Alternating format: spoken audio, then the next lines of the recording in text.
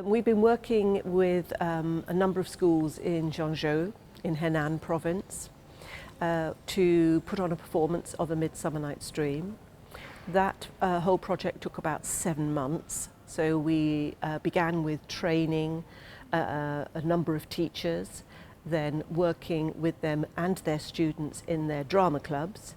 Then over a period of those 7 months we came back and did some further training and some further workshops with the students, and then we rehearsed the students and put on the performance.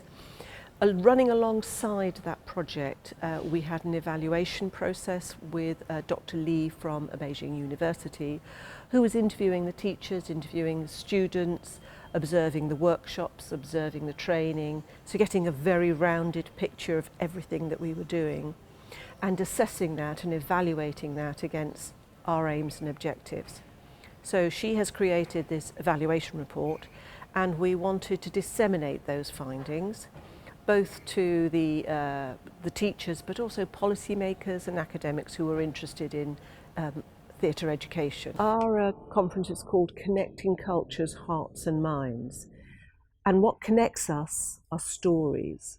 The stories that you have in your literature are the same stories that are told in India or in South America, because they're about people. They're about relationships, they're about families, they're about falling in love, they're about hate, they're about revenge, jealousy, ambition. In terms of shaping it for those particular teachers, we did very careful edits of the scenes that they were doing, so that they were, again, very clear, very accessible.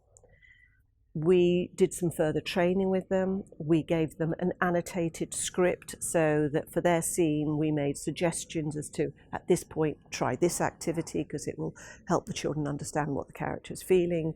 Try this activity further down. So we supplied some really useful resources to support them in their teaching of the play. Each teacher would take a scene or a selected number of scenes from A Midsummer Night's Dream and work just on that, and then we would piece the whole thing together as an ensemble, so that we get the whole play, but the children didn't have to do the whole play and the teachers didn't have to do the whole play, because I think that was important when you're starting out, that you haven't got 3 hours of Shakespeare to put on. You've only got 6 minutes, which was very manageable and very doable. Students were wonderful. They were open and they were willing to give it a go. I think that's something that they have stamina, they're persistence, they will keep trying, they won't give up. If things are difficult, that doesn't mean they won't do them. From their point of view, they just work harder.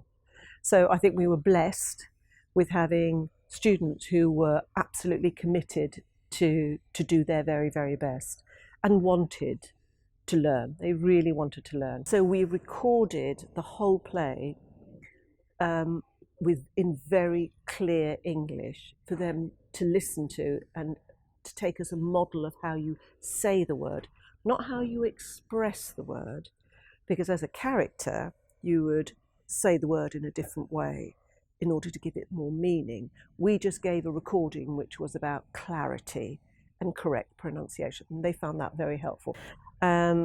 We have created some digital resources which we think again will help not just teachers but anybody who's interested in Shakespeare look at the plays in a different way. So we've filmed key scenes from 7 major plays, so Hamlet, Twelfth Night, Tempest, Romeo and Juliet, Midsummer Night's Dream, Othello.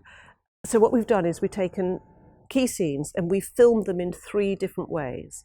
So to demonstrate to any student, any teacher, there is no one interpretation of the play. You have to make the play your own, and you have to understand the play through your own eyes and your own perspective.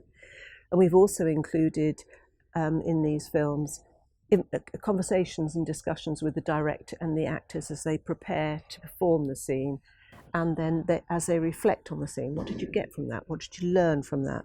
So these are going to be really useful teaching materials, but also just, for people who are interested in Shakespeare enthusiasts. And they're being hosted in China, and they are subtitled in Mandarin, so that will make them, again, even more accessible to people who are interested in Shakespeare but perhaps don't have enough English to access it. So the Mandarin will help them do that.